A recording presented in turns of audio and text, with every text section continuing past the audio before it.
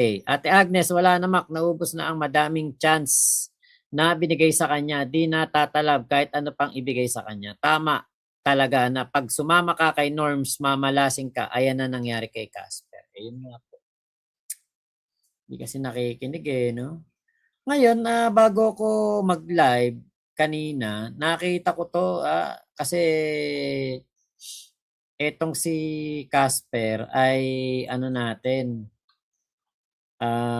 chinek natin. Tapos nakita ko, pinost din ito ni Puji News. Kanina, nung ano lang, nung nag-ano tayo, nung gumagawa ako ng thumbnail, bago ako magsimula doon, nakita ko yon na merong post itong si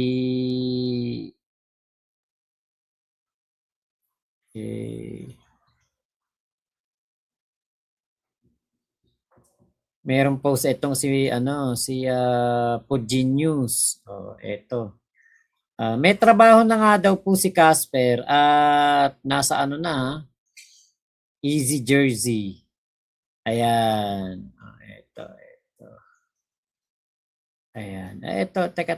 Itong panoorin natin sa Reels. Ayan.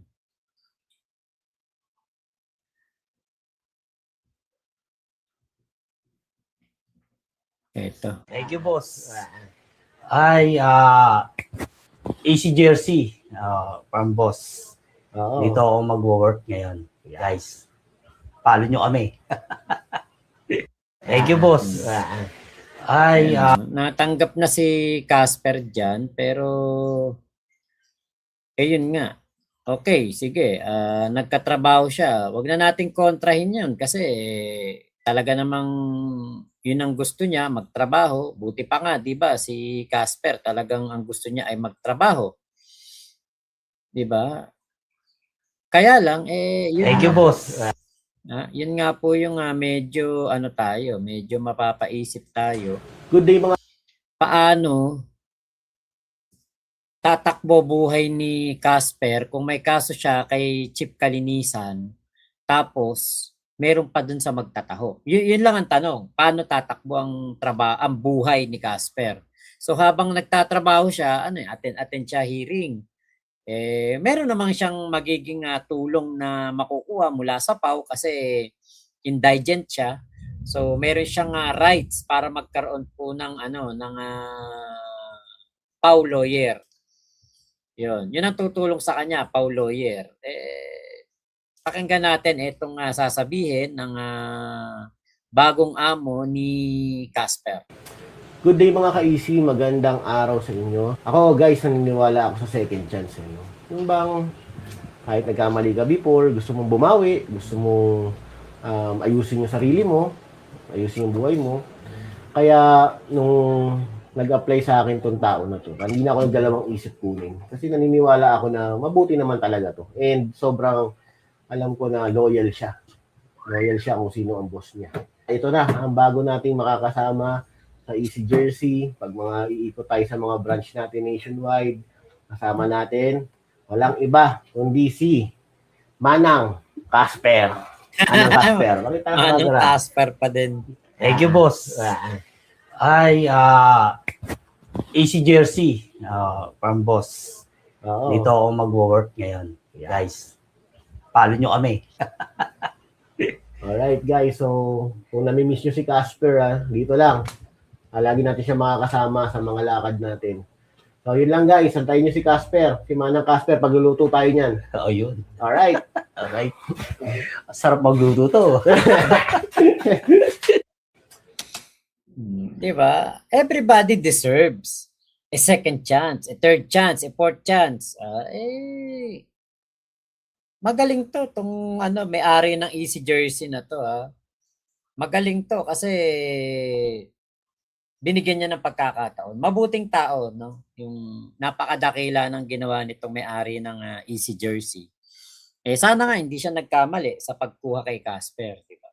Sana hindi siya kagatin ni Casper. Nakita naman natin kay Kulaong, hindi kayang kagatin ni Casper si Kulaong di ba? Kahit nga wala na kay Kulaong boss na boss pa rin ng niya 'di ba? So, okay 'yan, maganda 'yan.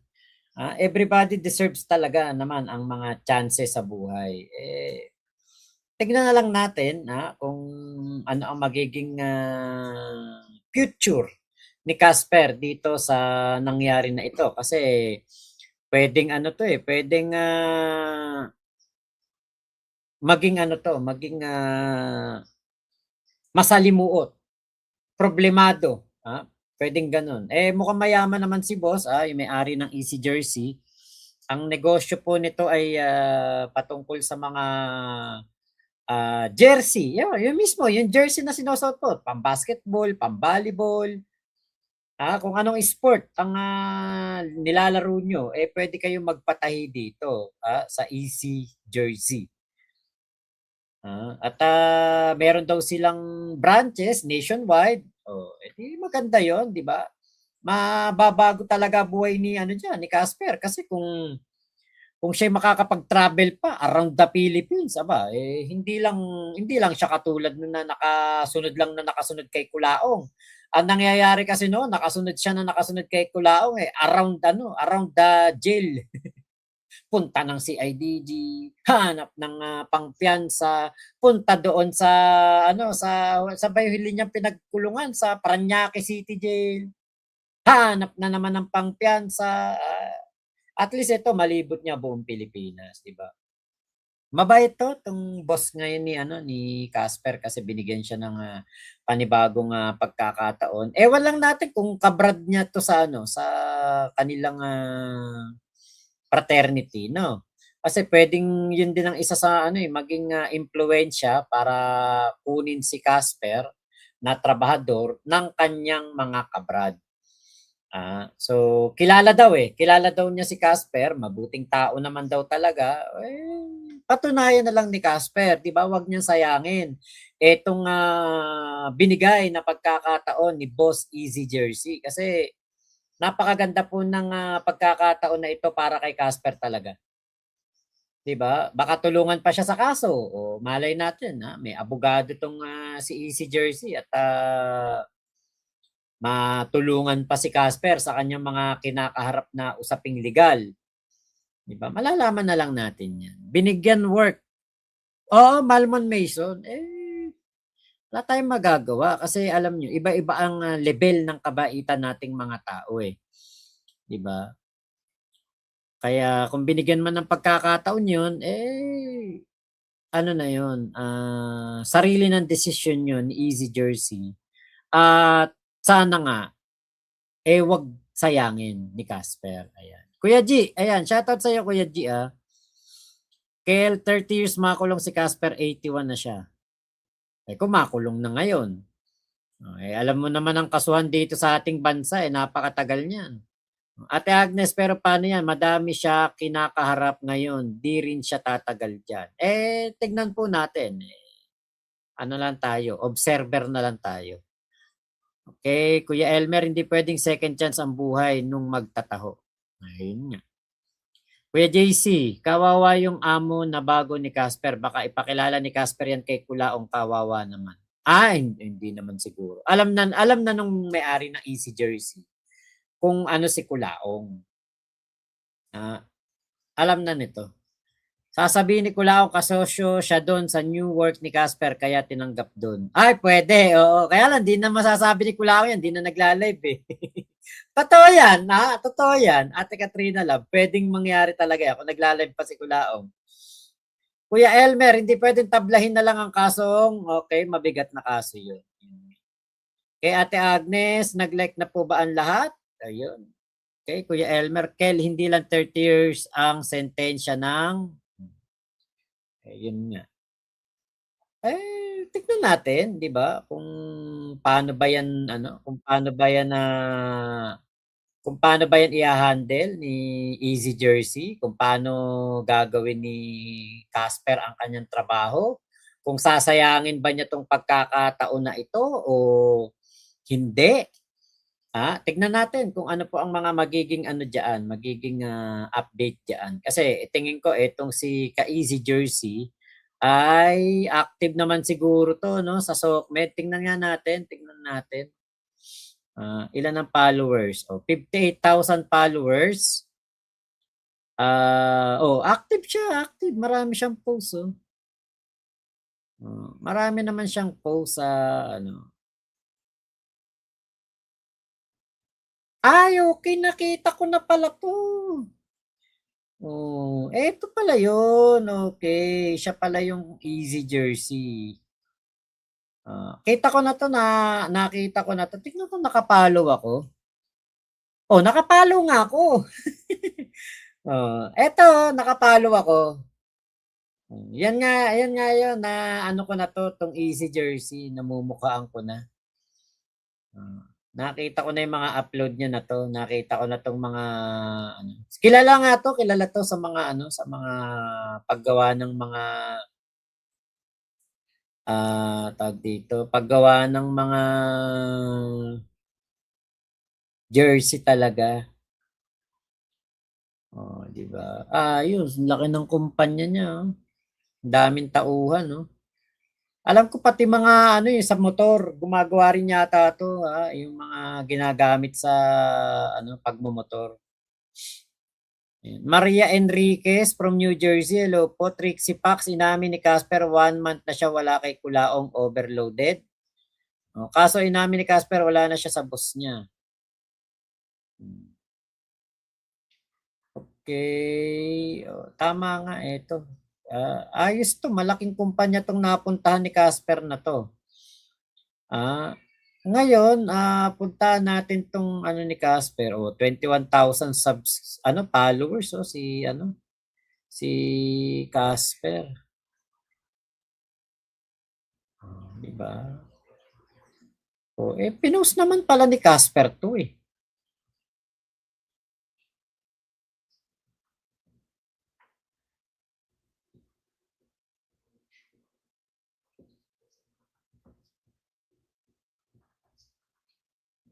Pinost pala ni Casper 'yun, yung kanyang ano na 'yun. Ayos, 'di ba? Nagtiwala sa kanya yung ano, yung, tao. 'Wag niya nang sayangin 'yan.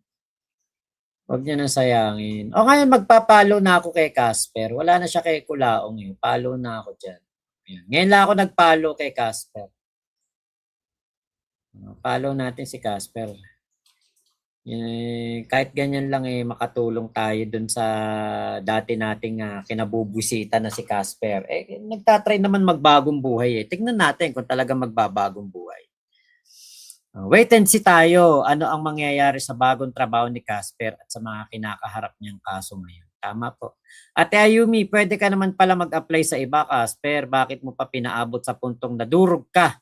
Nahanap ang nagawa mong mali, saka mo iniwan ng amo mong siraulo. Kaya nga, 'di ba? It's too late.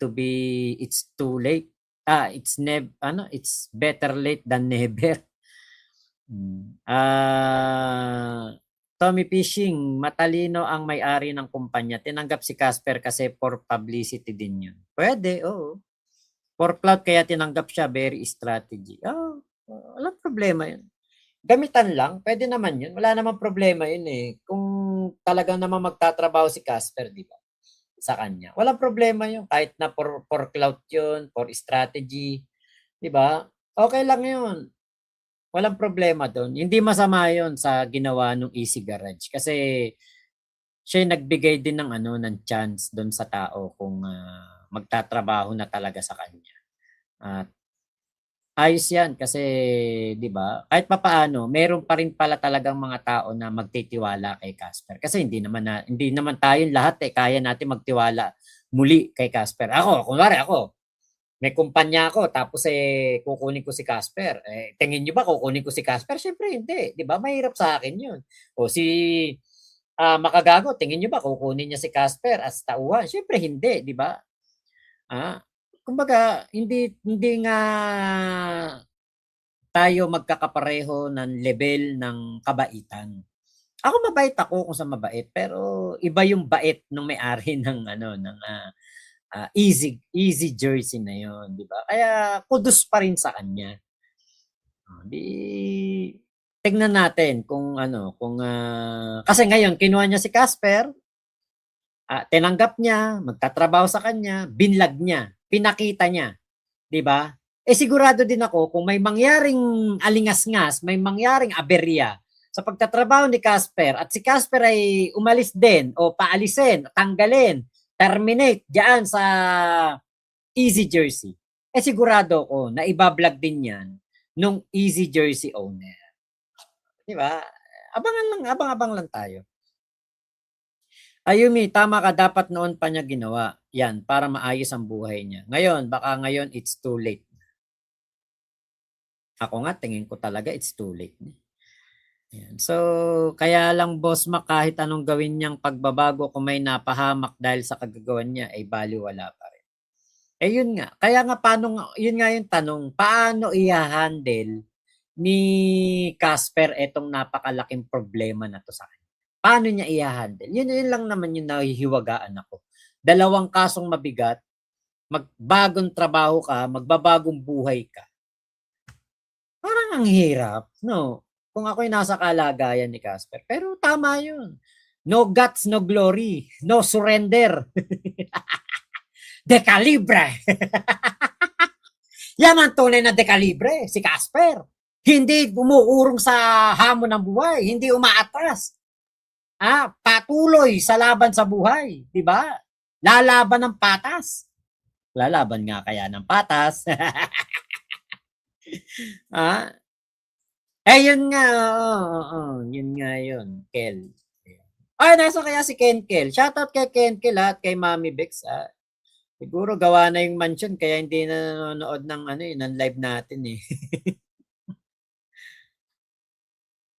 Okay, Agnes, sinunod niya yung taong masira pa ang buhay sa kanya. Ayan, nasira din siya. Yes, Ate Ayumi.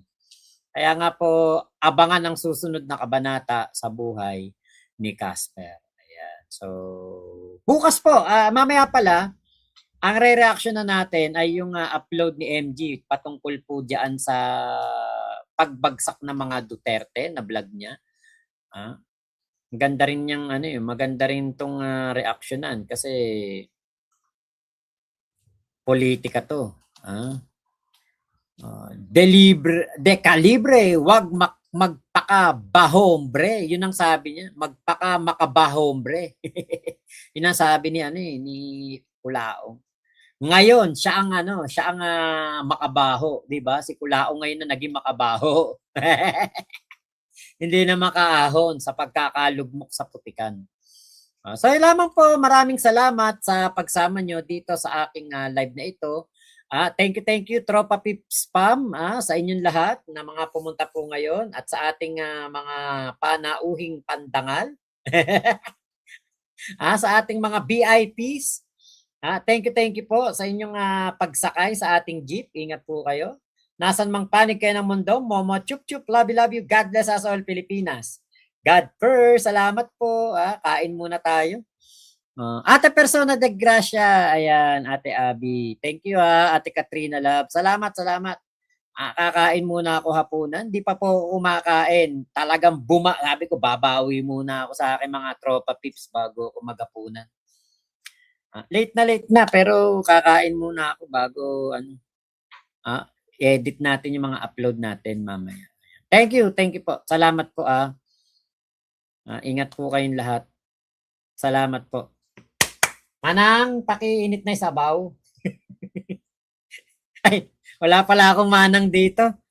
Libreng sakay lagi dito sa pamilya natin. Ate Michelle, thank you. Ano ka ba? Sige, init mo na. Ayun pala, may manang pala ako dito eh. Nako. May live ba after you eat? Pwede siguro kasi busog pa ako noon. Tignan natin kung Pwede naman, mag-alpotera tayo tapos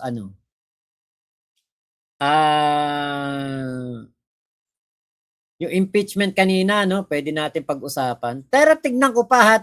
Alam niyo naman ang patabaing baboy eh. Pagka tapos kumain, alam niyo naman ang mga baboy gusto matulog. Salamat po nakakasilaw talaga. Ate Ayumi, it's never been late pero bakit napil ko kay Casper medyo late na binigyan niya ng chance si Kulaong, siya ang nawalan or mawawalan ng chance. Ilongga ba manang mo? Ay, hindi man. Di naman ito Ilongga. Ito Tagalog. Kabitenya. Kabitenya man. Ilongga kahaw. Michelle. Babay na po. Si Corazon humabol pa. Hello po Ate Corazon. Thank you kila Ate Michelle, Kuya Henry, Kuya Elmer, Kuya Garcaba, Kuya Ramil Cruz, Mami Bex, Big Mama. Parang hindi ko nakita si Big Mama.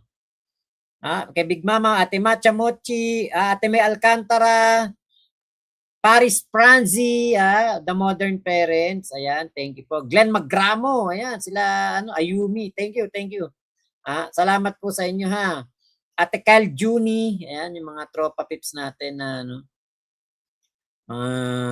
Katie lovers. Kulaong time lovers. Ate May Noble, ayun saklap, kaka-join ko lang paalam na-late ka ate, reply ka na lang ate. Salamat Ate May Noble. Yung kanina yung nagpakulay si Contessa Dawis, thank you Ate Agnes, salamat. Ate Katrina magtagay live. Tulog na si Joey. Hindi niyo napansin. Nakatalawang live ako, narinig niyo ba yung hindi, kanina pala gising pa. Pero dito nung nagkulaang time na ako, ayun, lumabas siya rito kanina, nagpaalam na, tulog na daw siya. Ayun. Late ang isa ka Ilongga. Okay po, no problem sa Ilongga yan. Maayo. Babay na ha. Sige na ha. Salamat po. Mga kamwama chup-chup. Kuya Tommy Fishing, thank you. Meron pa bang ganyan? Kay Papa Dudut? Ay nako. Sige po. Thank you po. Bye-bye. Salamat po. Thank you. Babush.